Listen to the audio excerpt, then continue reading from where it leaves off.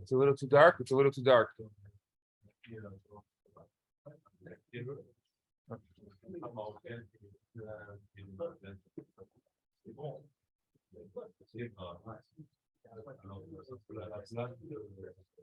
Those, do you want to make the H? Well, we need two of them. Just put a match in. Take a match. Well, there is a match on this one. Yeah, don't take a match. Take a match, like, and light the candle over there in front of you. Just hold it together with the match.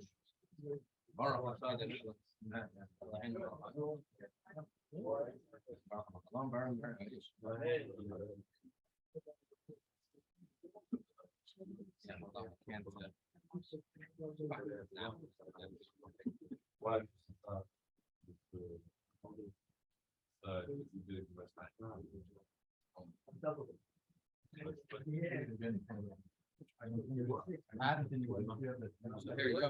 You want to do it? But No, it's not zero, not hard ish. You don't have to replace the ish.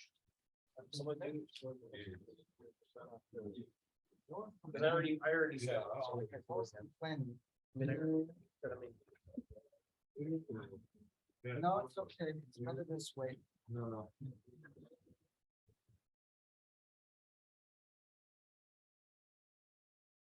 Guys, Tisha B'Av is the wrong day to be wearing socks that have a hole in where your big toe is.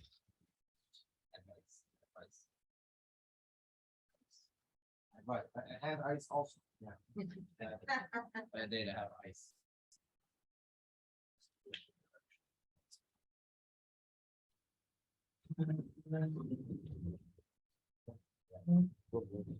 Start. All right. Okay, Chabad NDG Zoom. So it's Tisha B'Av, and that's appropriate. That is an appropriate thing to happen for the pizza to fall down, just as we're about to start. Yeah. So usually I go through some history of Tisha B'Av, and I'll do that. If you guys don't want it, it's gonna take. Not going to try to take up too much time. Tisha B'Av is the saddest day on the Jewish calendar.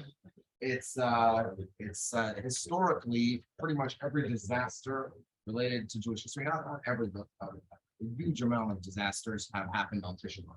The first one is the first disaster in Jewish history was when we were in tragedy. We were immediately from Egypt. We were supposed to travel and immediately conquer the land of Israel, and you know that's where we were. Moshe was taking us, and instead of going directly there, just as we arrived, the nation, the Bnei Israel, the Israelites got scared, and they sent in spies, and that led to tragedy. The spies brought back a bad report. That report got everyone scared, and that led that entire nation, that entire generation to be killed in the desert. Who knows what would have happened had Moshe led the Bnei Israel into the land of Israel? The whole of history would have been changed. Who knows, right? That may have been Mashiach itself, but instead, that's the first tragedy that happened on the 9th of the report of the spies. That whole negative historical situation. The next one was the destruction of the first Holy Temple, first Beis HaMikdash. So, to explain how massive that tragedy was, in a way, it's bigger than any other tragedy that in our history. Basically, we had from the time of Moshe built a Mishkan, a tabernacle, and that Mishkan was a place to house God. And that Mishkan, it traveled with them in the desert. And then when we conquered Israel, it was in different locations, in Shiloh, right, different locations. At one point, it was even destroyed in a war, and had some of the like the Aron was taken out. But despite even losing, the Aron returned And it wasn't, the other stuff were, the other parts of the Mishkan were fine. The Mishkan eventually would turn into King Solomon built the temple, and through the history of the temple that's lasted 410 years. Through that entire time, 410 years, numerous kings, it was sacked by the kingdom of the north, kingdom of Israel. It was sacked several times. It was never destroyed.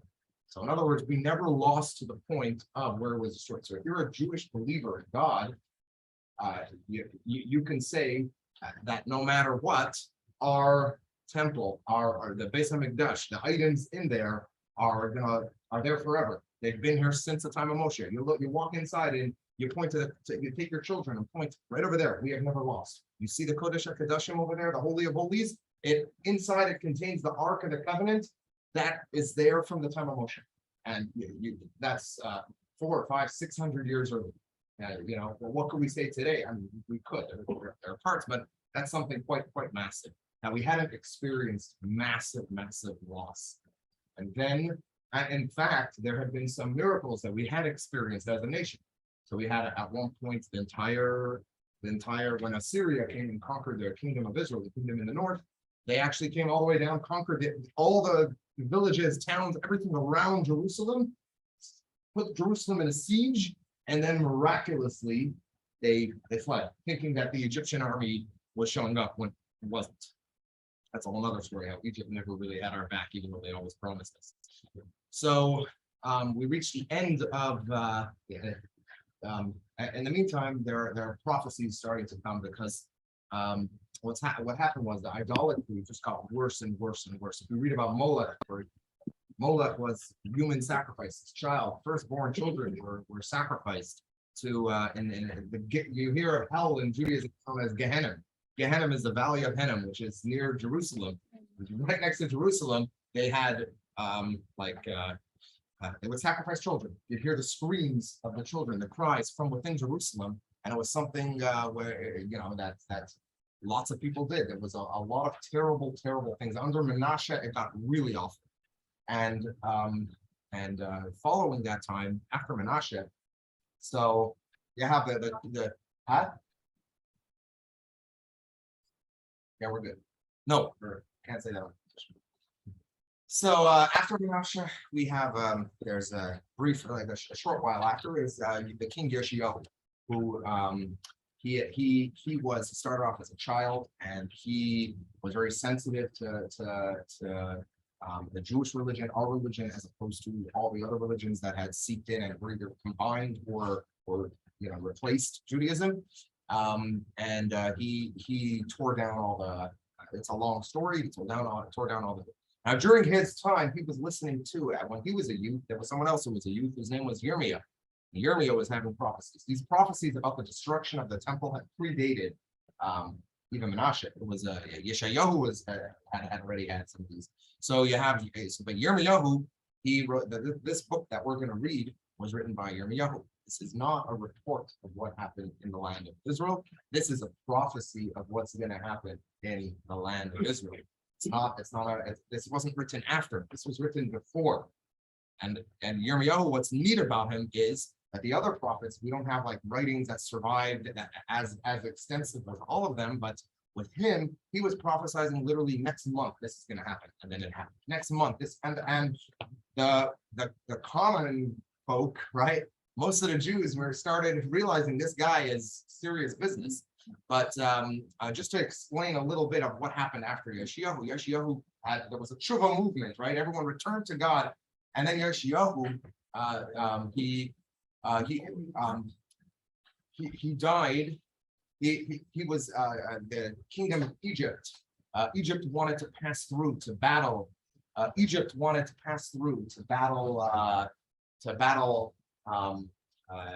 Babylonia, which was then the nation that we were under, and they just said, let us pass through, and he refused. He was loyal to that Babylonia, and he was killed in battle against the Egyptians, a mighty army. He just did a shot, hit with an arrow, and killed. And after that, so that's when everyone said, a lot of people, they said, okay, this is not for me. Let's return to Moloch. It's a lot more fun. You could do a lot more you know, a lot more terrible things are okay under these other gods.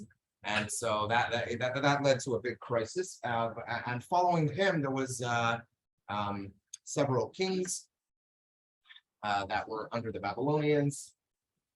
So the Babylonians took over. I'm sorry, it was the Assyrians before, but then the Babylonians took over, and the Babylonians put some puppet kings who really had to pay taxes, but these kings listened too. So we'll just I'm skipping, but there's Yechanyo. Yeah, he was he's one of the final kings. He was under Babylonia king Nebuchadnezzar came and surrounded the city, and he gave up. He said, okay, we'll pay tribute to you. But then a couple of years later, he decided, forget it, we're not paying tribute anymore. And so Nebuchadnezzar came back down and dragged Yechoniah and I believe something like 10,000 or it's either 3,000 or 10,000, I forget off the top of my head, but a large amount of the elite schlepped them back to Babylonia. So that included the prophet Yechezkel. And he also, that's called Golus Yechoniah. You hear in the story of Purim, Mordecai, who was taken with he was among those who were taken with the Golus Yechoniah. They were taken out, and these people obviously dreamed of going back. Included in there is Daniel, Hananiah, Mishael, Azariah. Anyway, now the last king he put in place was he put a puppet king as Tzidkiyahu. Tzidkiyahu was he came from the Davidic dynasty. By the way, tell me if I'm going too long. The Davidic dynasty. He was wait. I should start Eicha. I could go Eicha and then I could continue. I'll go just the first temple. I'll do Eicha, then I'll do the second. Yeah, Those who want to stay. How about that? that sounds. So I'll finish very quickly. In short, Tzidkiyahu also started. He rebelled against Nebuchadnezzar. Nebuchadnezzar, he thought that he had Phoenicia and Egypt, that they had his back, but at no point did they have his back. Although actually at one point Egypt did send somewhat of a small army that were crushed. But Nebuchadnezzar surrounded the city on the 10th of Tavis. We still keep that as a fast day. He put the city under siege for 1.5 years. The hunger got so great that it reached a point where I had the descriptions of what Yirmiyahu says happened. You could read it inside, and it was terrible. And at the end, they gave up. The kind of Nebuchadnezzar crushed through a wall on the 9th of Tammuz, so a month before Tisha B'Av. Nebuchadnezzar actually crushed through a wall, and zero resistance. He met zero resistance. Everyone just immediately surrendered. Tzidkiyahu tried to flee through like a tunnel, and he was captured by some soldiers of Nebuchadnezzar who were hunting for deer. They spotted the king and some of his people, and I'm not going to go into how they tortured him. But the king then, so now it's okay, we've lost, right? And this is where the tragedy comes in. They thought, okay, we lost, and now we're just going to have to pay tribute to Nebuchadnezzar, like we've lost previously, right? That happened. Egypt had conquered us, the north has conquered us, and it happened plenty of times. But instead, and this is where the tragedy really hit hard, on the 7th of Av, Nebuchadnezzar was not in Jerusalem. He had his generals fighting. He was up in like Syria, dealing with other issues he had, so they were waiting in the meantime for a month in the heat, starving, right? These people were waiting for a full month or just about a month to try to find out what's going to happen. And and then the messenger comes back. It's Nebuzaradan, one of his generals returns and says that Nebuchadnezzar said, "I should destroy the city, completely raze it to the ground." That was on the 7th of Av. 2 days later in the afternoon. So this afternoon, how many years ago? I think that's 586 BC. I think so. 586 BC. They started burning down, and they burnt down the first thing that went down was the Mikdash. That's what the Holy Temple. They put it on fire. The fire is really burnt on the 10th. In fact, you won't find the 9th of Av mentioned in the Tanakh, you'll find that it mentions a 10th of in Yirmiyahu. But it was the 9th of when they started the fires, and the numerous tragedies that happened later that I'll go into after Eicha was all of them happened on the 9th of and the rabbis realized that's not a great day in our history. So let's read Eicha. If you have a translation of it, read through the translation. I'll go through this.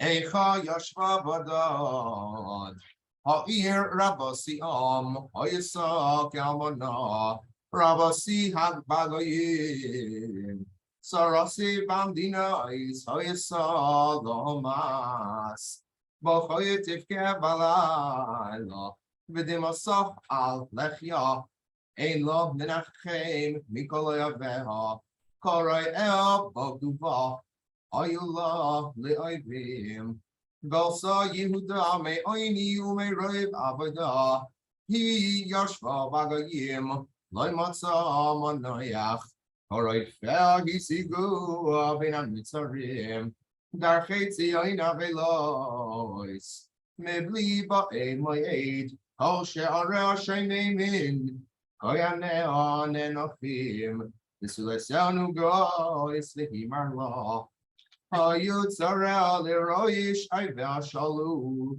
Yadinoi Haga Alroy Pishaeha Oilaleha Halfushevi Lifnetzar Vayetzemi Basion Palhadara Hayut Zarel Ki Ayolim Loimatsu Mir'eh Ayofuv Laikoyach Lifnei Radev Zachro Yerushalayim Yemei Anya Umerudeha Koil Mahmudeha Asher Hayu Mimekedem Bin Fal Amobi Atzar Vien Oizer La Ra'u Hatzarim Sachaku Al Mishpateha Chet Chata Yerushalayim Al Kein Leninda Hayasa Omechavdea Hizilua Kira'u Erasa Gam Hinenacha Vatoshavafar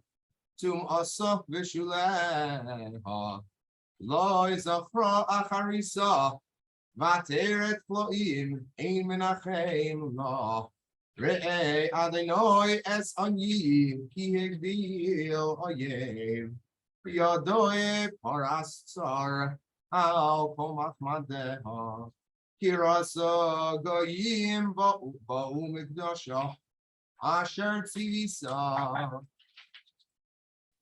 Loyavoyu Vakahala Olamo Nech Nenochim Mivakshim Lechem Nasnu Machmadehem Be'oichel Hashib Nafesh Re'ei Adonai ve'abita ki ha'yisi zoylela Lo yalechem kol evrei derech habitu u're'u Im yesh machoiv kemachoivi asher oilal li Asher hoigo Adonai v'yoim charoi napoi Mimoroi mishalach eish batzmasai v'yerdena Paras reshes l'raglai hashivani afar Nisanani Shememo Kolayo in Dava Niskad Oil Pisha Iviadoy Yistargu All the world Savari Shilkachi Nisanani Adonai Vide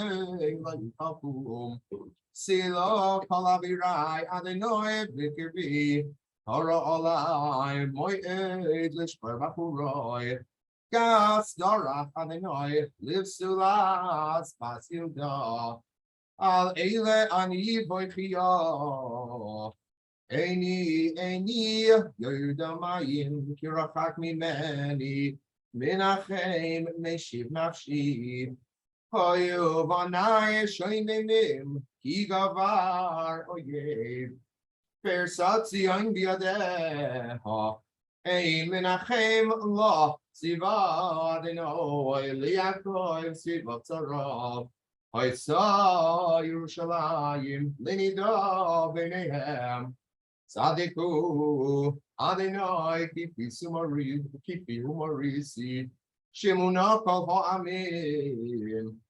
Ure'u mach oivi, v'sulesayu v'churai, hoku v'shevi.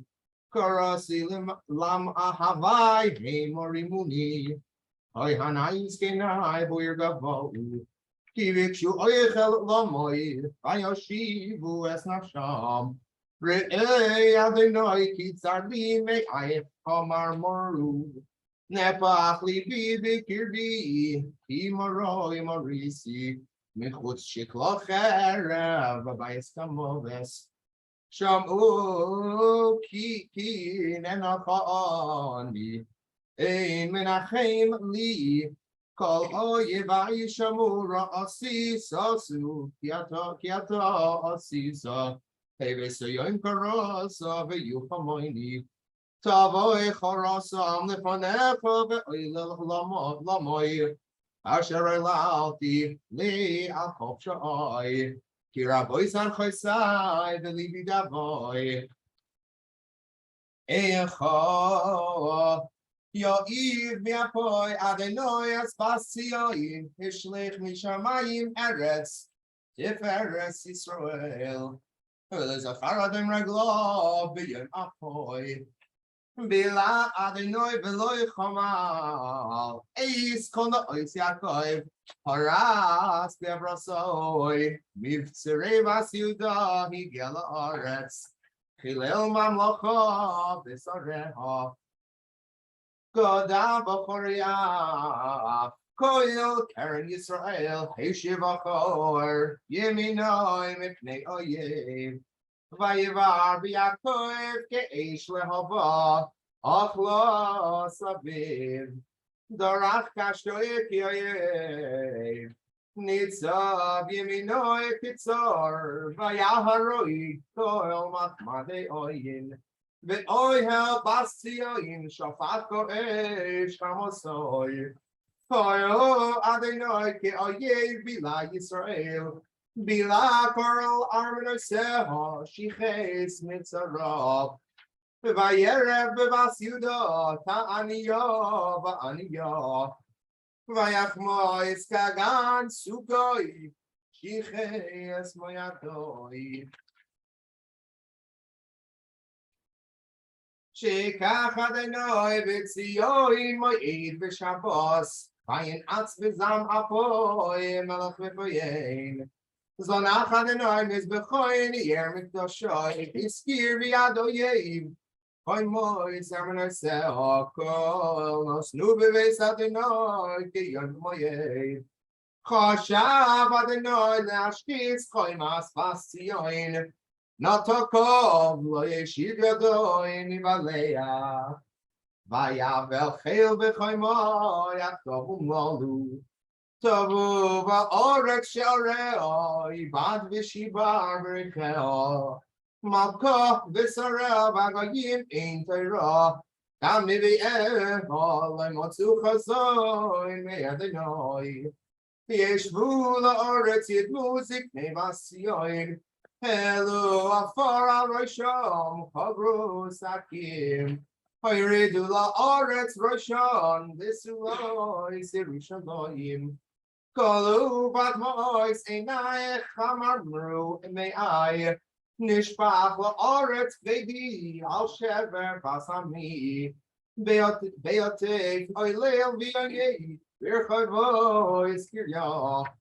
Le'imay som yamru aye gavan v'yoyim this atfom kecholol v'choyev v'yir v'shtapek nafsham elchek imay som mo aidech mo adam elo Chabad Yerushalayim mo ashvelok v'anachamech v'sulas v'asiyon Igadol Kayom Shivrich Meir Paloch Neviayich Kozulok Shov Pesafel Velagilu Alamanech Lashir Shusech Vayakzulok Masois Shov Umaduchim Sofku Alayich Kapayim Kol Ibrederech Shorku Vayanil Rashom Al Batsi Yerushalayim, Azoy Soir, Sheamru Kelilas Yoifi, Moso is the Colorets,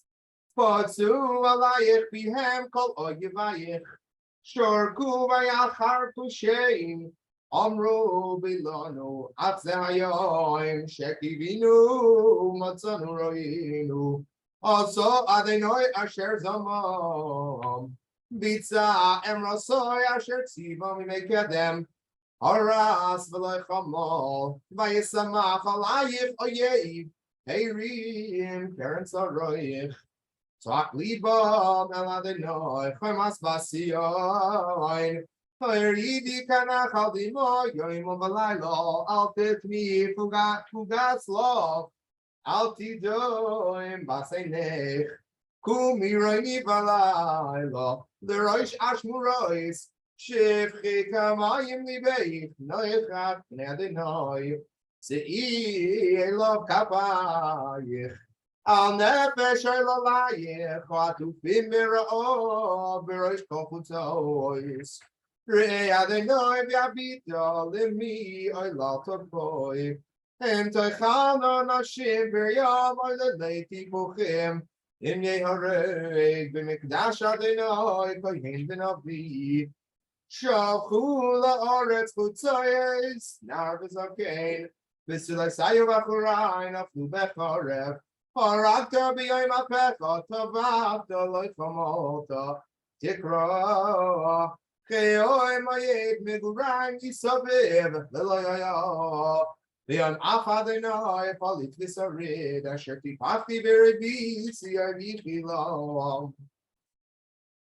Ani Hagever, Ra'oni, Veshevet, Ebrasoi, Oisinohag, Vayalach, Veshev Ach Biashu, Yafak Yodoi, Kolayoim. Beloved, sorry, very, Shivar, Atzmoisoy. Ono alive, Vayakav, Roish Uslo, B'machshakim, Haishivani, Kimesei Olam, Badar Badi, Veloy Eitzeh, B'nechashki, Gam ki ez akva shavea sosom tefilosi, Godar Durachai Bigozis, Nesivoy Sai Iva, Doiv oirev hutli, Ari, b'mistarim, Rochai seger, vayefashchenis, Samani shonim, Darach kashtoi, vayatziveni, Kamatoro lachetz, Hevi b'chil yoisoi, B'nei ashposoi, Hoyesi sechoit l'chol ami, Meginasom, Kol hayoim, Hisviani Vamrim Hervani Lano Vaya Grace Bechotzotz Shinoi Hivishani Boefer But is nach Mishalo Nafshi Nashi Sitavo Va'imar Avad Nitzchi Visoichalti Meadinoi Zechor Ani Umrudi Lanavarosh Zachar Tiskoir, Visashoy, Shoyachalai, Nafshi. So Shiv Eladibi, Alkenochil. Chasde Adonoi, Kilai Samnu, Kilai Chalu, Rachamov. Chadoshim Lakorim, Rabba, Munosecha. Helke Adonoi, Amro Nafshi, Alkein, Oichiloi. Toiv Adonoi lekoivov lenefesh tidrishenu. Toiv ve'achil v'dumam lishuas Adonoi. Toiv lagever kisa oil b'irav. Yeshev badot v'doim kinotal olav. Yiten be'afar pihu ulai yesh tikva. Yiten l'makeu lechi yispa b'karpo Kilo yiznach le'olam Adonoi Ki im hoigav v'richam Kiroi chasadov Kilo ino miliboi Vayagev ne'ish Lidake tachas raglav koil asidrei haaretz. Latois mishpat gover neged pnei elyon. Le'avetz adom b'rivoi Adonai lo yirah. Mizev amar vatehi Adonai lo tzivah. Mipi elyon lo yisetzei haraois v'yatov. Mayis onein odom chai gever achatov. Nach besod dirachenu v'nach koira v'nashuva ad Adonai. Nisa levavenu el kapoyim el bashamoyim. Nachnu farshanu umarinu ato lo salafta. Sakoy sava af vatir defenu harakta lo chamalta. Sakoy sava onon loch me avar tfilah. Seche umaois tisimenu bekeref amim. Hotzu aleinu pihem kolevenu. Hachad v'fachas hayalanu ashes v'shaver. Pagemayim terat ini al shever basami. Eni nigrav lesidme meinachu gois. Ad yashkif v'yere Adonai mishamoyim. Eini alalol benafshi mikol benoisiri. Toitzaduni katzipoi right bachinam. Some still vapoir chayoir vayadu evembi. Safumayim al rashi amarti nigzarti. Karasishim chladinoi mi bar tachtiyois. Koyeli shamoita al tale mosnefal rafasi lishavasi. Karafta biyoim ekra Amarta altiro rafta denoi rivena shi go alta chayoy. Uta adenoi avasasi shafta mishpati. Ra'ita kol nikmasam kol machshavasam li. Shamati cherpasam adenoi kol machshavasam aloi. Sixty come I behead your nom, all I call I. Shiftam vikimasam hapita, ani mandinasam. Tashiv lahem gimul, Adonai kimasei yedem. Titze lahem miginas lev, talatschal lahem. Tirdoit be'af pesash mideim mitachas shemei Adonai. Eicha yuam zahav yishna hakesem atoiv. Tishkapeich na mekodesh piroish kofutzois. B'nei tzion hayir parim hamisulaim v'apos. Eicha nechshivu l'nivlei cheres. Maseh yedei yoitzer, gam tanim kol tushad einiku gurehen. Basami lachzor kayenim amidbor. Davak lishoin yoine kelchikoy batzamot. Oilalim shalu lechem poiretz ein lohem. Ho oichlim lemadanim noshamu bachutzois. Ho emunim alei tzolo chipu ashpatois. Vayigdal avoin bas ami mechatas sidoim. Hafu chokim oirogav lecholuva gadoyim. Zakun izirel mishelek sachu mechalav. Ozmu etzem ipninim sapir gizrosom. Koshach mishror taram lenikru bakutzois. Safat ayram alatzmam yavesh yakoetz. Toivim hayu chale cherev mechalile ra'ov. Shehem yazubu medukarim mitnuvais sadoi. Yedei noshim rachmoniyos vishlu yaldehen. Hoyu levarois lamoy b'shever basami. Kila adenoy es kamosoi shafach haroy napoy. Vayatzes ish b'tzion vato yekal yesoideseo. Lo haminu malchei eretz kol yoshvei sevel ki yavo etzar be'oyev b'sharei Yerushalayim. Mechatois neviel avinois beneo hashepim b'kirbo dam tzadikim. Na'u ivrim machutzois negoya lo badam v'lo yuchlu yid'u b'vusheim. Surutame karulama lam suru alpigo hinatsu gamno amru bagoyim lo yosifu lagur pene adinoi chilkom lo yosif labitom pene chayanim lo ynoso uzkenim lo chananu oyedeinu tichleno enenu El Ezra Seinu Havel, Vitzikio Seinu Tzikbinu, El Goy, Yoshia.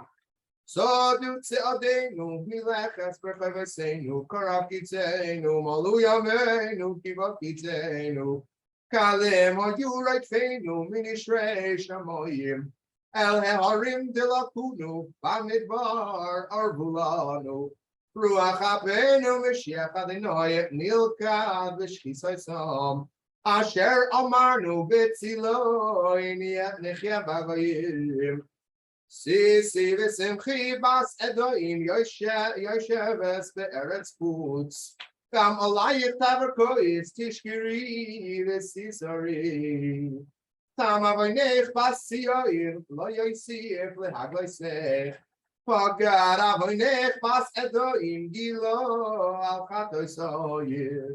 Chapter 5.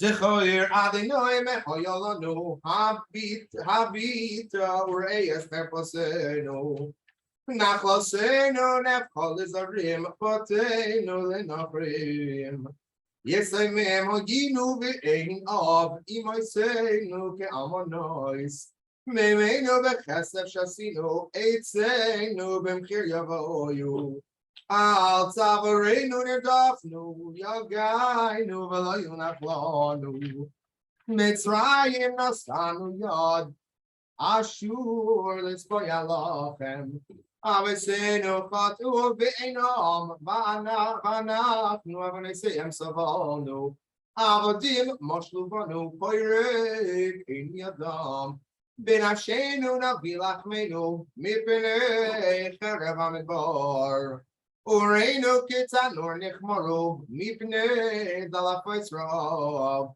Noshim b'tzion inu besula ispare Yuda. Sorim b'yadam nislu pneis kengim loy nedaru. Bachurim techoin naso unearim bo'itz kashalu. Zekenim mishar shavasu bachurim min ginasam.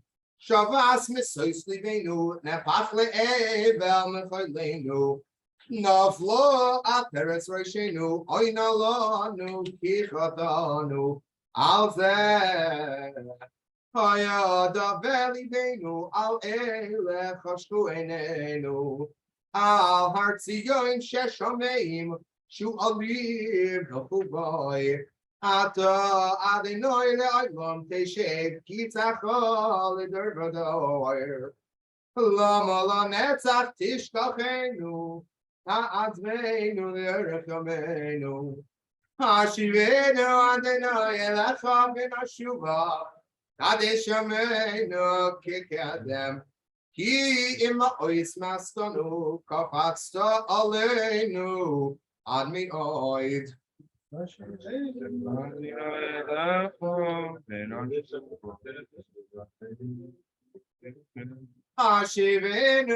Adonai elecha v'nashuva kadesh yameinu kikadem. All right, so At this point, there's also some keynotes that we say. If you'd like to say them, I can send you a PDF with toss it on the keynote. an NDG I will- WhatsApp group. Yeah, I'll put it on the community WhatsApp group for those of you who would like. if anyone would like to go, you're welcome to go as well. The Chabad tradition is to use this because not to use a book. You'll notice there's no like Chabad book of like the Eicha and the Candlelight. That's because that's done purposely. We use these like as in Tisha B'Av is a temporary thing. Mashiach will come. We hope for Mashiach. There's a lot of the prophecies related to it are related to Mashiach. So now it's sad, but anyway, that's why it's just a Chabad tradition. As far as Tisha B'Av traditions, just to go through them. Some people have a tradition to sleep on the ground tonight. That's not what Chabad does, but some people do that.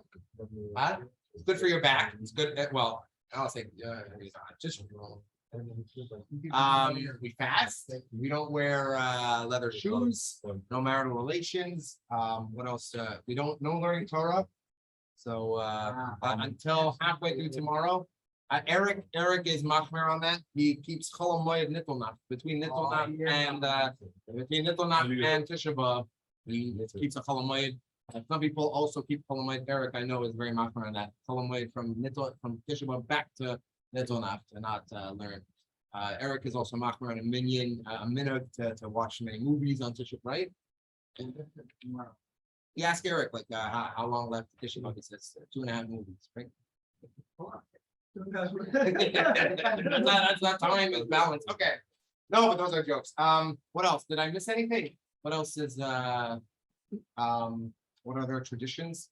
Tomorrow for men, tefillin only in the afternoon. We don't do it in the morning. Also for everyone, we don't say there's a blessing in the morning that we skip. Notice that in their siddur, it'll say it's the one, it's a specific one in the morning blessings. It'll just tell you on Tisha B'Av, skip this. So we skip that one, and after at the end of the fast, wash your hands, like regular. In the morning, if you wash your hands, if you do negal vaser, only do like till don't do full hand. Well, sort of, and after Tisha B'Av, wash it fully, and before you eat, and you're breaking your fast by making havdalah. So either hear havdalah or make your own havdalah. You don't have to do the fire and the smelling. Just break your fast on havdalah on wine. Anything else that I missed out? Okay, so no greeting people. If you see anyone, if anyone says, God forbid, says a greeting to you, the response should automatically be go to hell. That's right. No, that's my neighbors hate it, but they don't, I don't warn them in advance. Well, yeah, no, I think it's thumbs down. A thumbs. If Eric means a thumbs down, you mean a thumbs down. Give them a thumbs down. Yeah. That's the Eric way. We can call it here. So that's the first holy temple. So the first holy temple was, by the way, anyone could leave, you chat, whatever. I'll just keep going. The first holy temple was destroyed, but you can imagine what a tragedy it was. Just complete loss of everything. Everything. Our entire religion was centered around sacrifices, was centered around the land, was centered around a holy temple. So, and it was, and all of that was gone. There's in the Tehillim, the most powerful Tehillim, that don't read it today. Probably the most powerful. Actually, you could probably read that one. You could read anything. You could read anything related to. It's Al-Maris Babel on the rivers of Babylon. What happened was Jeremiah, who wrote Eicha, he suffered a terrible life, meaning that he was giving prophecies of doom. And just to give an idea of prophecies of doom, he wasn't the only one. There was another prophet called Uriah. The prophet Uriah had his head chopped off, right? Was decapitated for sharing prophecies of doom. Jeremiah had a very simple style of writing, unlike Yeshayahu. Fancy and beautiful to read. Jeremiah had a very simple style of writing, but he got thrown in prison. He got thrown in prison. He was persecuted heavily for, people were telling the king that he was, what's the word, when you're going for the enemy, right?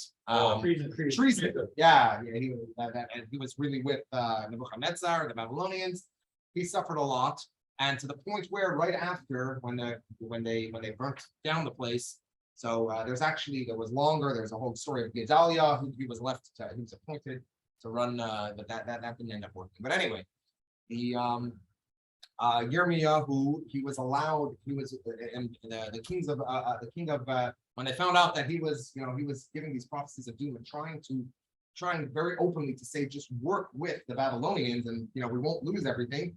So they were very happy. They removed the chains from him. He was able to walk, but he threw his chains back on, walking with them. And then Al-Narais Bubble talks about how traveling, there were musicians, the Levites, they were stopped throughout the path towards Babylon, and they were told to play us music, kind of how the Nazis did it. It was very cruel. Everyone's sobbing, play us music. They hung their on the trees saying we can't sing anymore, because it was really the end. You don't hear any more of any ancient civilizations that still exist as they did, right? Like Egypt is not Egypt, right? And all the other nations that surrounded us, you never met an Amorite or any of that. We somehow survived because we changed the religion, and that led to the rebuilding of the second Holy Temple, which, by the way, was a prophecy from Jeremiah, from Yirmiyah, who is the one who wrote Eicha. And Yirmiyahu, so that one lasted 420 years. That one was destroyed so they say the first one was destroyed, the rabbis tell us, because of three things. And those are the three things that, an easy way to remember them are the three things that you're supposed to bite the bullet for. That means if someone comes over to a Jew and says, the following three things, says either kill someone else. So even if he says it to the greatest person, the greatest Jew in the world today, right? And he points and says, you kill this other Jew who is a lowlife, right? So you're supposed to bite the bullet. And the reason is because you don't know. So that was murder was something that was very common at the end of the first, and that referring to the sacrificing children.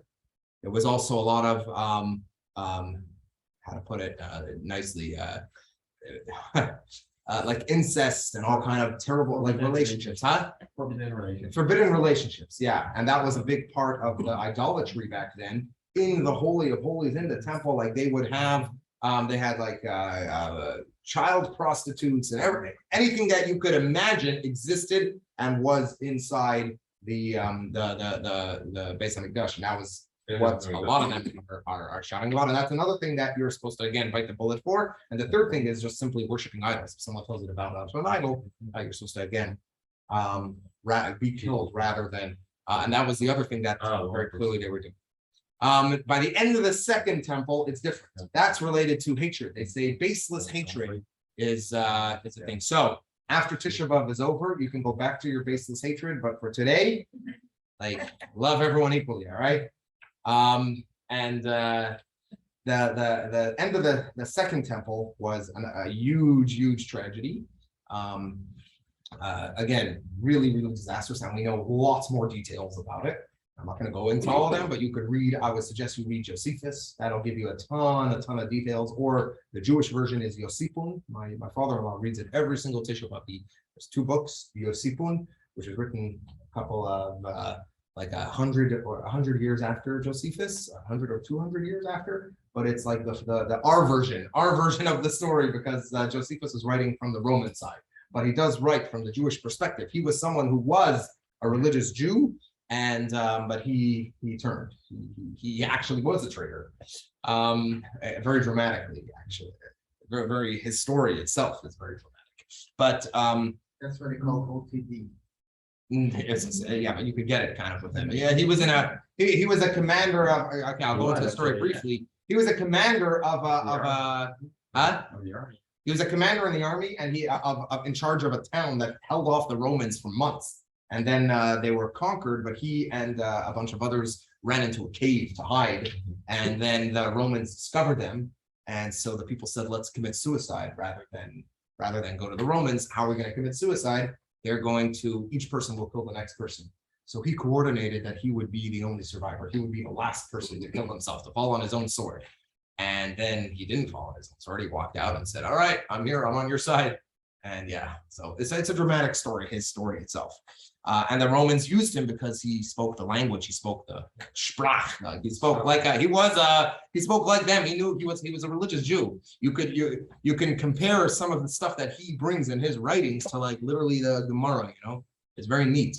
It's a similar story to Masada. Yeah, well, Masada is part of this, by the way. Masada is the last surviving part of this, of the Second Temple destruction, because that's right then. But yeah, and it also started it. Masada started it and ended it. Yeah. Yosifun, you gotta buy them. I don't know if you'll find. Is there an English translation of Yosifun? I don't know. I have the books at home. They're in Hebrew. But it's similar to Josephus. Very similar. It's kind of structured the same way, but it's just Josephus has different books. He has the history. I forget what he calls it. Like it's the history of the Jews up till kind of now, up to his, and then it's the wars of the Jews. Josephus follows the wars of the Jews. Yeah. Oh no, it does have history as well. It does have history as well. Sorry. Anyway, back to yeah. So what was I saying? Yeah, he was sent to speak unsuccessfully to everyone, to tell them like give up, but that didn't work out. Okay, so let me back up. I guess that Josephus says that the revolution started. I mean, it goes way back. The Maccabees, right? The story of Hanukkah, and afterwards they became very corrupt. The following the Maccabee families, the Hashmonite dynasty turned into an incredibly corrupt, and already there were serious battles within the Jewish world. There was the Tzdukim, the Sadducees. They were kind of the elite who just needed an excuse to be able to not have to, to be able to get away with I guess a lot of just. They didn't want to follow the rabbis. They wanted to have their own thing, so they developed theology almost that is only whatever it says in the Torah that's what you do. There's no meaning behind it. There's no difference. There's no additions. They're the source of us eating cholent. No joke. Because they said that you're not allowed to. They had to enforce what they had said. So right, if the Torah tells you you're not allowed to have fire on Shabbos, right? It says don't light a fire in your house on Shabbos. They said okay, no fire. So we're sitting in the dark. So the rabbi said, okay, you know what? You're actually allowed to have a fire there that's existing and remaining there. You're allowed to have that, and to prove it, every Jew should eat cholent. Every Jew should eat stew, and the idea is it's on the fire all the way through the day. I don't think it's too soon for talking about food. Yeah, I'm sorry. No, but cholent is a food you're allowed to talk about because it disgusts a lot of people. So, anyway, so let's get to so we have them. We have there were these people who lived in the Siam and Siam, who they lived in caves, and there were different factions even within them because you have the Dead Sea ones and that's the Dead Sea Scrolls, but they were living around that time, but they were more closer to the end. So it really begins when the Hashmonite dynasty, the way it ended was there was they got Rome involved because there was a fight between two brothers, and so one brother said, let's go get Rome, the most powerful country, to come and resolve this fight, who is right, and Rome took over, and Rome made us a vassal state, and they just ran the show. They allowed the Maccabean dynasty to exist pretty much to the end, and then at the very end of it, the last good king was King Agrippa, who actually I don't know why we don't celebrate this, but he saved the entire nation at one point. It's a wild story with Caligula because they were friends. After him is when it got really bad, because the Romans assigned Herod who was a terrible king who then did some good, but he built Caesarea, and the Romans put I forget what they're called, but they were like the administrators of the land of Israel, and so it was a temporary position. They would assign people to run the land of Judea, to run the land for let's say 5 years or 10 years, right? And those people were coming from Rome to this they saw it a backland, right? The Middle East, and their entire goal was just to amass as much wealth as they could and make it back to Rome a lot wealthier. And they accomplished this by you had different factions even within the general population. There were loyalists to Rome. There were people who gradually this grew, who would say we should start a revolution. And then there were like the middle ground who like, just like, leave us alone. Let us just, let us just live. But these administrators were terrible people. They used to they discovered that a good way to create wealth is cause problems. So if you notify Rome that there's a bit of a revolution, that the people in this town were trying to revolt, so I went and shut it down. They first of all, you get accolades, right? Wow, great job. And second of all, you get a lot of money, right? You kill some people in a town, and you get a lot of money. So that led to a lot of lawlessness, crazy lawlessness. There's I think it's either a game series or a movie series, Sicari. Anyone know what I'm talking about? Sicari, Sicarii. It's a movie. There you go. So, but it's based off of them. They had these knives that were called Sicari. There was a group of bandits, Jewish bandits, who used to they got so upset they would just randomly kill people just to create chaos. And they would use these small knives in large gatherings. And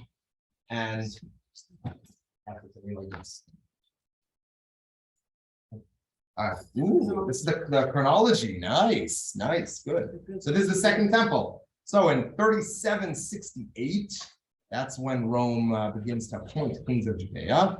Right. The first was Agrippa. Agrippa is he was awesome. He was very loved. And then he was killed by just Jews. They poisoned him. And then the second part we're not up to yet. That's 3788. Can you talk a little bit about the civil war that was going on? Yes, that's where I'm getting at. So there was, before even the Civil War, it just got worse and worse and worse. And then there was the worst of these Roman administrators was a guy named Florus, and Florus was like pure evil. By the way, and he used to just destroy entire towns for the fun of it. He used to. What really set it off and started it was in Caesarea. In Caesarea, there were riots. He encouraged the local Greek population. He was an anti-Semite, straightforward, and he encouraged the local population to riot against the Jews. So he built around the synagogue in Caesarea, which by the way you could visit and they could show you where it is. I've been there. He had them build all these like hammersmith like places, where they they make a lot of noise, and they used to during prayer times they used to just be smashing making a lot of sounds, and this infuriated the Jews. But they didn't do anything. The Jews were like, we don't want to mess with Florus. But then they brought in this Greek. He entered into the shoal. He had men backing him who were armed. He entered into the shoal and he sacrificed a bird over a certain kind of oven that was signifying the whole narrative. At that time, there was an anti-Semitic narrative, which, by the way, is the reason we do the Seder. I spoke about this on Pesach, right? There was a whole anti-Semitic narrative that we were just that the story Egyptian created, because they whatever that we were just people with leprosy who had to leave, so who were thrown out of Egypt. That's our true history. The Egyptians made that up after they found out what our Torah said about them. So the tradition in the Jewish tradition is if there's someone who has leprosy. As part of it, they have to bring the sacrifice of a certain bird or a certain whole tradition of how it's done. So this Greek walked into the synagogue and did that exact thing, kind of like you guys are, that story, and that just led the Jews to it was way too far. So they ran to Florus and they said, "This has to stop. It's too much." So Florus said, "Give me a tax, pay me, and I'll hold a court." So they paid it, and then he took the people who had called for this, he took the Jews who had come to him to complain, and he threw them in prison. And that was pretty much the end of it. I actually skipped the part where he went on Pesach. Let me back up. Just before this was Pesach. On Pesach, so his superior showed up. His superior was in Syria. And back then, Pesach was the time when a couple of 10 years earlier, Josephus describes 3 million people in Jerusalem. That's how many people. It wasn't just Jews who would show up. It was Party Central. Pesach. 3 million people showed up. So here it was Pesach, and it was millions of people are in this tiny town of Jerusalem, and his superior showed up, and the Jews started begging and crying to his superior, because already Flores had done terrible things. You could read in Josephus, just like really, really horrible things. And like including at one point he stole treasures from the holy temple. So they started going around, like students, yeshiva students started going around with tzedakah pushkas, saying and announcing very loud he was still in town. Like, Flores is he needs some charity for Flores, for the administrator of the entire, And he got furious. He demanded that they bring every single person who walked around the charity box should be brought to him and killed in front of him. But when the rabbis refused, so he murdered 36. He crucified 3,600 people, including some of the rabbis. So just to give an idea. Now, but now moving forward to this Passover. So on this Passover is when Pesach in Jerusalem, everyone said, please, just the entire time, all they wanted was remove Flores, give us someone else, give us a different administrator, and they're begging the guy, and Flores is with him, and then actually the last of the Hashmonite dynasty, King Agrippa II, he gave a speech and he ruined it all by giving a speech that was like as if like your guys are planning a revolution. And so Flores was left in charge, and then Flores did that thing in Caesarea, and that was the beginning of the revolution, which started when a bunch of zealots, they just grabbed Masada. They took Masada. There was a Roman area. For those who have been in Masada, they know what I'm talking about. It was like a great fortress, and they killed all the Romans in there, and that set off everything. Rome had to crack down, and within the city there was crazy fighting, because the factions were insane. Jerusalem was divided into three areas. There was the new city, the upper city, the lower city. The upper city was like the saddest that I mentioned. It was like the elite of the city, and they were led by the factions, and they kept fighting with each other, killing each other. The lower city was mostly the more poor, and they were the more the rabbinic Jews, I guess you could say.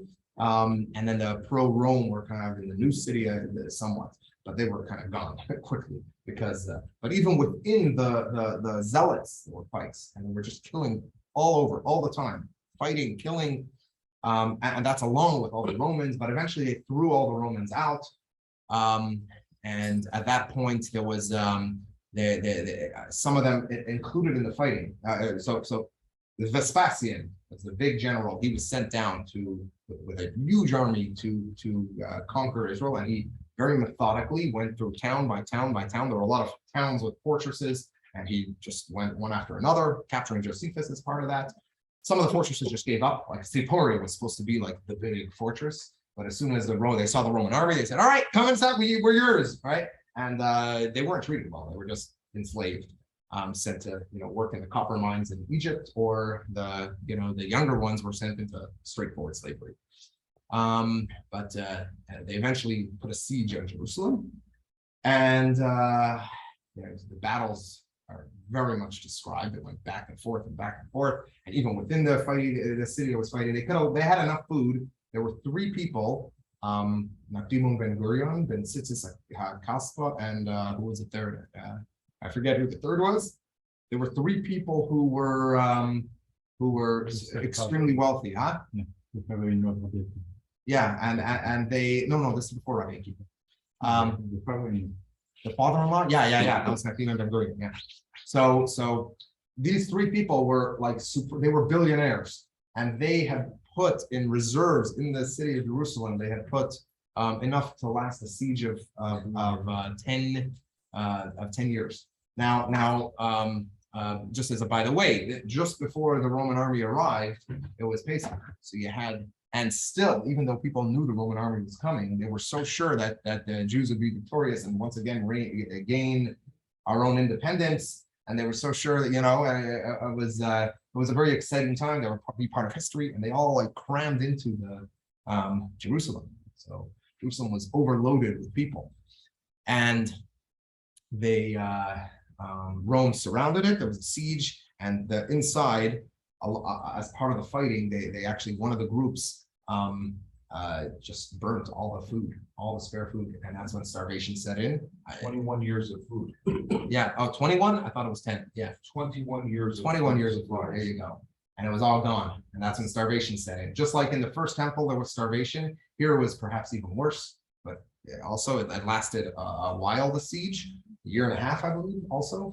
And Vespasian just waited because he said, well, he was waiting, but then he attacked. yeah, but he waited because he said that the Jews were just killing themselves. Yeah, yeah. So he could do all of the three places be weak and he'll be able to take it over easily. They literally, because of the three factions of Jews, they were just all killing themselves. With a terrible, terrible catastrophe. And this is why they say that it was baseless hatred, because there was no reason. It could have been on the same side, sure. So. What did the three factions have against each other? What did they have against it? Different idea. First of all, it was who's going to control, right? It was power, and it was also different ideas of how to fight the Romans. So there was the or if you should fight the Romans. There was a faction that was saying, let's just give in and be a vassal state to the Romans. That was the majority. And that was like the rabbinic opinion, was just give in. We have nothing to, we'll lose. We've lost before. We lost our first temple. Let's not lose this one again. That was a rabbinic position. And it got so bad that I'll get to that. Rabbi Yochanan ben Zakkai fled the city. But the other two factions, one of them was fight to the very end, and another one was there was Sicarii, and there was the Zealots. The Zealots had fight to the end, and no, they both were fight to the end, but they had different political ideas as to how things should be run. Which the priesthood belonged to. That's a good question. The priesthood had become extremely corrupt. It's interesting because in the first temple, they did not become corrupt. They had the first temple, the priesthood in Menashe, like you removed the priesthood, but they were still respected and everything, right? And the second temple, all the way from the beginning, pretty much, it became a joke. And that's how the story of the Maccabees started. But towards the end, it reached a point, again, similar to the story of the Maccabees, which, by the way, since there were so many similarities, people thought the revolution was like, gonna be as victorious as the Maccabees. And even now it's even better. We have a lot of knowledge, a lot larger, etc. But it was just people would pay. So florists, there were many. There's I think a list of some of the Josephus lists. Like in 2 or 3 years, they had like 5 different high priests because it was just they would pay florists, give him a bribe, and he says, "Okay, you're the new high priest." And then, it was a joke to the point where the proof is in the Mishnah. There's a Mishnah where you're reading, I think it's in Yom, you're reading about Yom Kippur, right? And it asks, what should I forget the exact thing, but like, it's like, what should you do if if he doesn't know how to read? If the Kohen Gadol doesn't know how to read, what are you supposed to do? And what the heck kind of Mishnah is that, right? But it tells you that they didn't know how to read. You had Kohen Gadols who did not know how to, could you imagine that? The chief rabbi doesn't know how to read.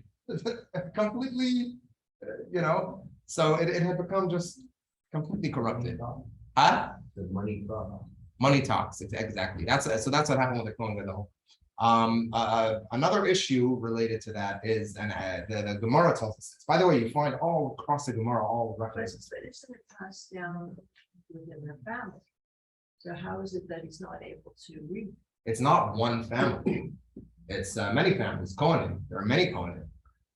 Okay, Moshe so could become the next Kohen Gadol. So start learning how to read. Okay.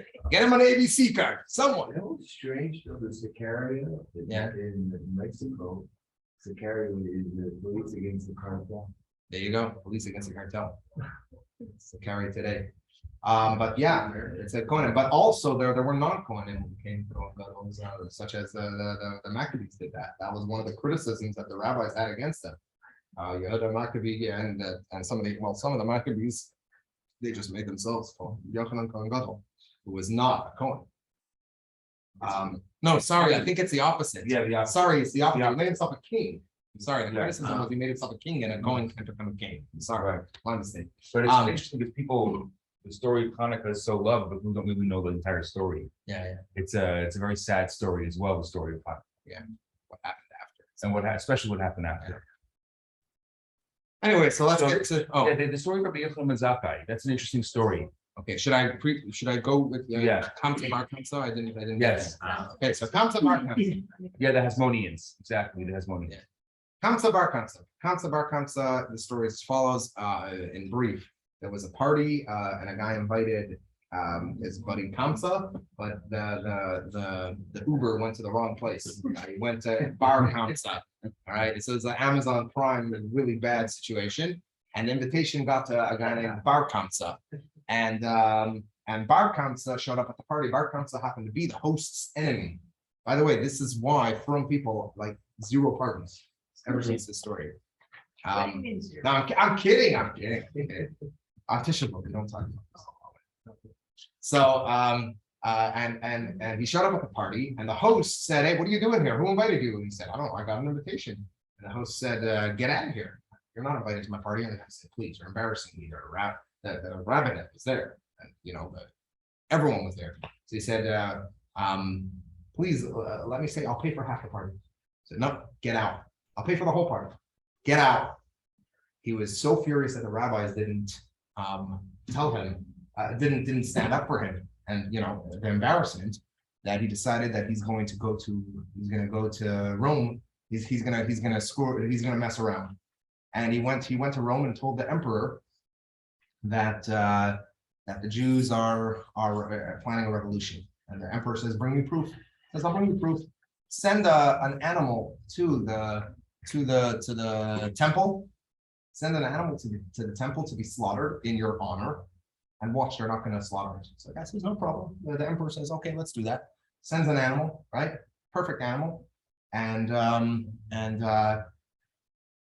what Bar Kamsa did, a cow, a bull, something like that. Because there was no one there to do it, is that? No. Just they normally would slaughter animals and sacrifice them for the emperor. It was fine, right? It wasn't a big deal.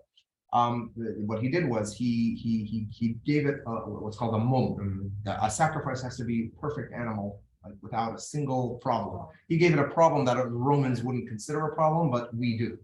And you can't sacrifice it. And when it arrived at the Holy Temple, so like a piece out of his ear or something. it's an argument. Was it the lip, the eye, the ear? It's an argument in the Gemara what exactly he did. But he did whatever it was the Romans wouldn't consider it anything significant. It arrived, and the rabbis had an argument, debate whether they should bring it or not. And one rabbi shut everyone down and said, "You cannot bring it." Actually, Josephus sort of mentions the story. He talks about how they stopped the sacrifices and that led to Rome sending in the army. So he does mention sort of along that story. But yeah, it was now the story of Rabbi Yochanan ben Zakkai. Rabbi Yochanan ben Zakkai, at a certain point, it reached a point where he said, "It's not working. The infighting is worse than there's zero unity. I got to get out of here for the survival of the people." He knew, excuse me, he knew that at the end of the first temple, the entire Judaism had changed. Right? You didn't finish that story with the Bartus and the other guy. Well, Bar Kamsa brought in the sacrifice. It wasn't accepted. And then Rome got furious when the emperor found out that they're not sacrificing to him. That was evidence that we're starting a revolution. That the revolution is serious, and that it's not just like a couple of guys who took over Masada, and some people, he saw it as serious. Going back to Rabbi Yochanan ben Zakkai. Rabbi Yochanan ben Zakkai, so he had a nephew who was one of the heads of the Zealots. And he was a commander in the Zealots. So he said, "Please help me get out of here." So the guy said, there's no way they're not opening the doors. Although, by the way, side point, at one point it got so bad, the fighting, there was one side that was losing. And what they did was they opened the doors and allowed some Edomites to come in, some enemies of the Jews to come in just to go around, help them kill their enemies. And these people went nuts, just slaughtering innocent people, and then raced back out. But now they can't open the doors. So he said, "Hold on, let's pretend." They came up with a plan, and they faked as if Rabbi Yochanan ben Zakkai had passed away, and they put him in a coffin, and he had some of his head students who were carrying him. They got to the gate. When they got to the gate, the guard actually wanted to test the body, wanted to see the body. prove it, right? And stab it a little bit, make sure that guy's dead. And the rabbis who were there said, "You're going to do that? You don't think there'll be a revolution if you do this to the great rabbi? Imagine the Rebbe, right? Like a great rabbi, Chaim Kanievsky, doing something like that. Yeah, you'll have chaos." So they said, "Okay, go through." They went through, and then they let Rabbi Yochanan ben Zakkai out, and he actually met with Vespasian, the general, and he told Vespasian, and when he went to meet him, he greeted him, your Majesty, nice to meet you. And Vespasian said, "How dare you call me your Majesty? I'm not the king." At that time, Rome was going through a bit of a crisis. There were different kings, and no one was sure who was going to be the next king. And he had thrown his hat into the bucket, but there were others who had thrown their hats into the bucket. No one was sure what was going to happen. But at that moment, right after he finished, calling him your Majesty, someone ran into the tent. "Great news! You were just announced in Rome. Rome just sent a messenger. You are the new Caesar, the new emperor." And he got very, very excited. He said, "Rabbi Yochanan ben Zakkai, you said it first. I'll grant some wishes." So Rabbi Yochanan ben Zakkai, he asked for three things. He wasn't later on when he was asked, like, "Why didn't you ask to save Jerusalem?" He said, like, that wouldn't have been answered. That wouldn't have been given. But he asked for three things. He asked for Rabbi Tzadok to be seen by a physician. Rabbi Tzadok has fasted for 40 years. He had eaten. He's like what are they called? Groigros. How do you translate that? No, he had eaten like figs that were dry figs, right? For 40 years. That was all he would eat. To try to, he was a righteous man. No, they were like figs called groigros. He asked that the main thing he asked another thing was that Hillel's family, or the family the dynasty that came from King David, was Hillel, whose son Shimon and Rabbi Gamliel, Rabbi Shimon ben Gamliel, Rabbi Gamliel. So Rabbi Gamliel, like that family, that they should be allowed to survive and be fine. And that was granted. And he asked for Yavneh, give me Yavneh and its sages, that the religion should survive. Let me go to establish a yeshiva in Yavneh. And that's why, by the way, there's a school here in Montreal called Yavneh for that reason. Right? Yavneh was a study center. I went to the yeshiva. You went to Yavneh? Yeah, the kibbutz. Yeah. You went to kibbutz Yavneh. Nice. Yeah, I didn't think the yeshiva here, because the yeshiva here, it came out of Yavneh used to be part of Lubavitch Yeshiva. Yeah. I remember when I was growing up, and they left and they began to open up Yavneh. It used to be Kita Aleph A and Kita Aleph B, and they were the B, we were the A. Anyway, I read that. Did I know what? Is it where Yavneh was? I have no idea. Really nice and huge. Yeah. It's huge. Nice. It's religious. I didn't know that. Neat. I don't know if it's still religious. When I was there, it was religious. So yeah, that was how the religion survived. In the end, so Vespasian went off to Rome. His son took over. His son is Titus, who is very hated.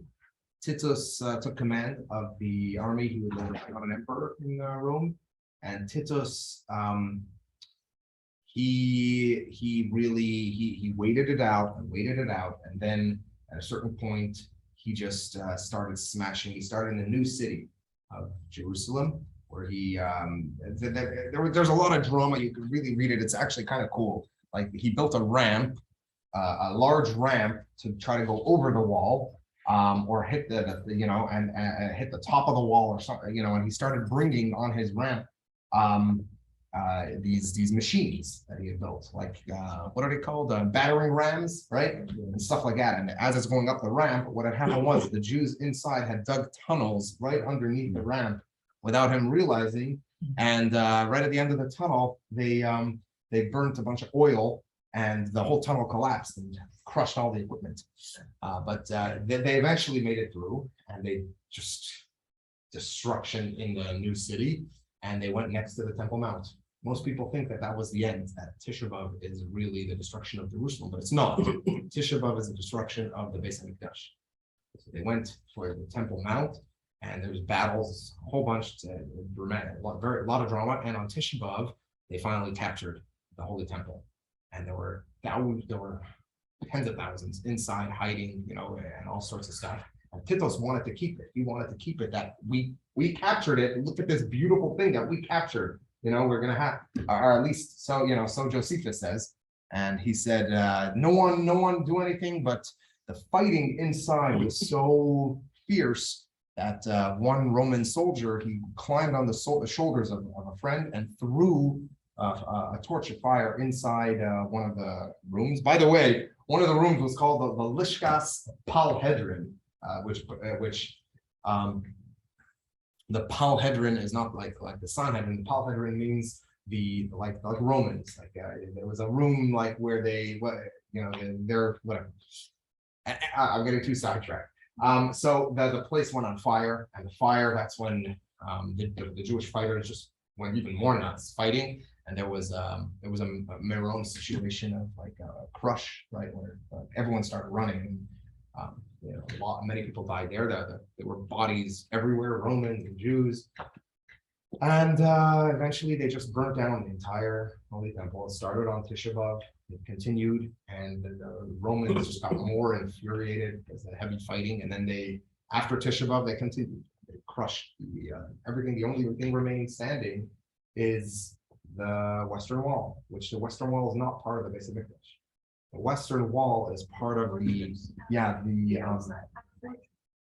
exterior. It's not a fortress. It's like because it's a mountain. So what Herod did, people say 2 Beis Hamikdashes, but technically there were 3.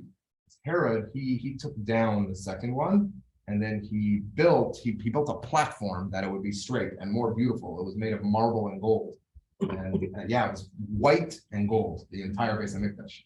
And the Beis Hamikdash was on that platform. So that platform, the only part standing from that platform is the Western Wall.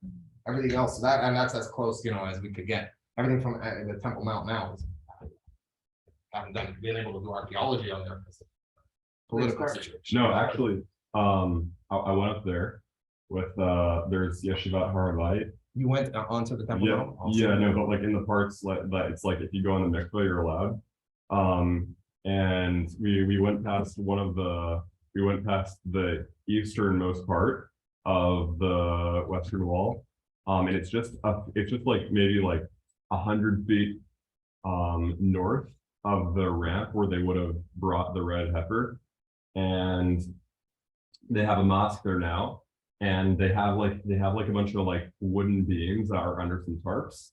And some in the Jordanian Muslim police, they don't want people to go up there, but I guess some Israeli scientists, archaeologists, they asked for the beams because the beams came from underneath the Dome of the Rock, where when the Jordanian police were digging a mosque underneath the Holy of Holies, under the Dome of the Rock, and they found these wooden beams and they just threw them out in trash next to the mosque and put a tarp on them. And then the Israeli scientists got permission to carbon date them. And they were charred and stuff, and they came from exactly the date and then they analyzed the wood, and it's cedar tree wood from the era of from Lebanon, from the era of Solomon's temple. Wow. So yeah.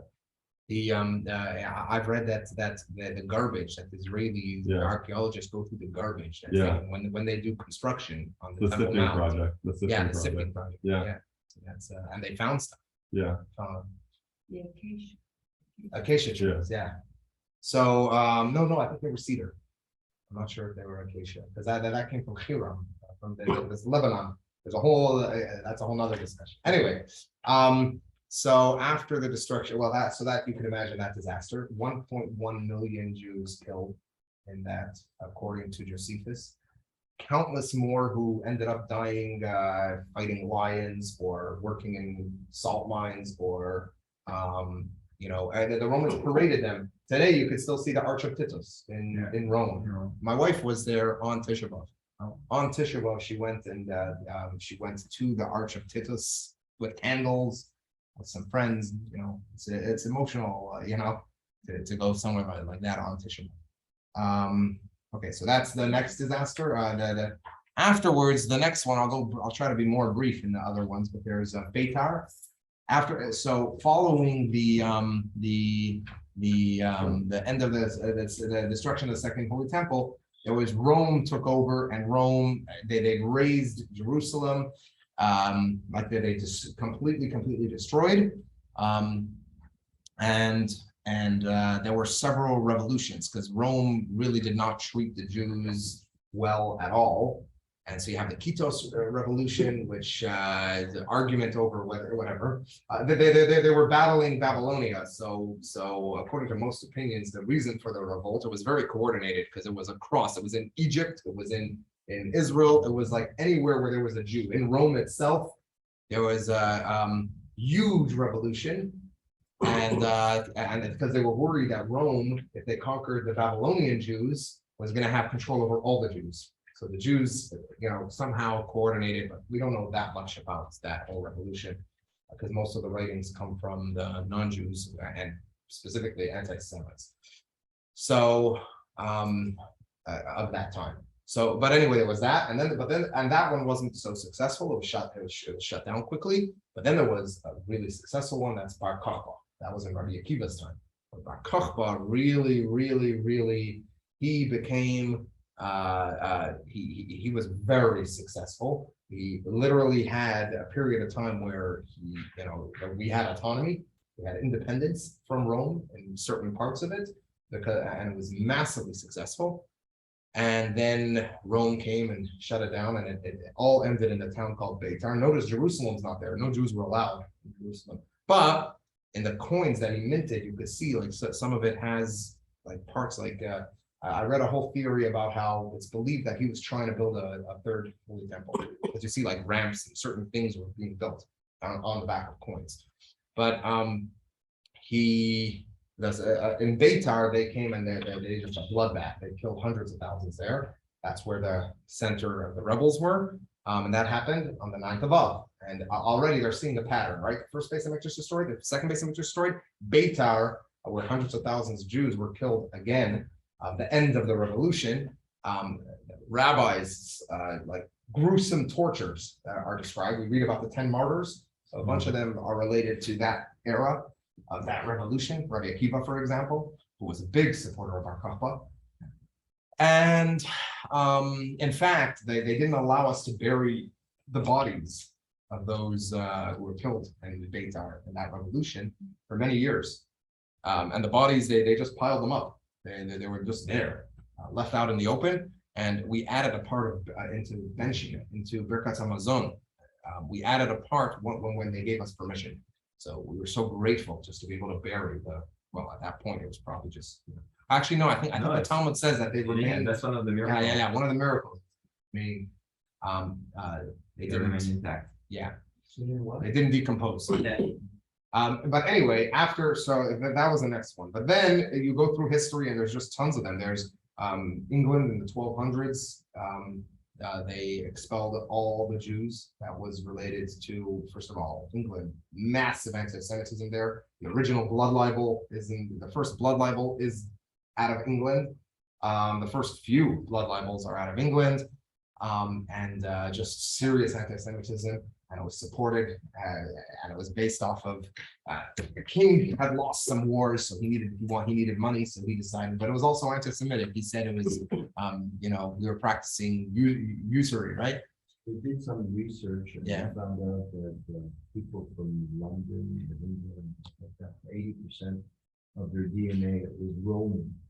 Oh, that's interesting. There you go. By the way, the person sent down to cut down the entire Beitar thing, because the revolution was, I think his name was Quietus. He was a general. Quiet. He was not a quiet guy. He had conquered Britain for the Romans. He had conquered them. So he came down. He was an expert in that, because in Britain they also hid in caves. So here he established very cruel policies, and he very methodically he took it down. You had a question? Yeah.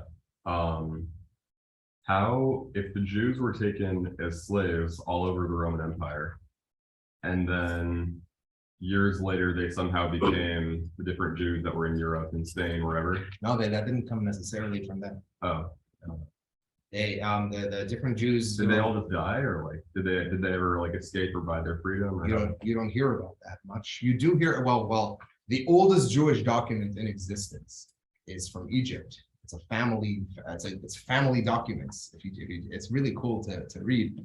It's these are the oldest ones. This like dates, this goes to like first temple time. No. This goes to the beginning of the second temple, I think. So like what is it, like 400 BC or something like that? And they're documents. It's a set of documents, and it's the first one is a document of a Jewish guy who bought his freedom. He was a slave and he purchased his freedom. So it's like a certification of freedom from slavery. Wow. The next one is him buying. It's a very romantic story. Him buying a girl, freeing her, right? So it's dated years later. So he spent years until he purchased her. Then there's a marriage certificate. wow. And then there's buying a house together. And then there's something about the children. It's really sweet. Like you read like a family history of a Jewish family. Wow. Which is kind of neat. Yeah. And it has their names. I don't know. Well, I have no idea. Maybe his master treated him well or saw he was great. And, I don't know.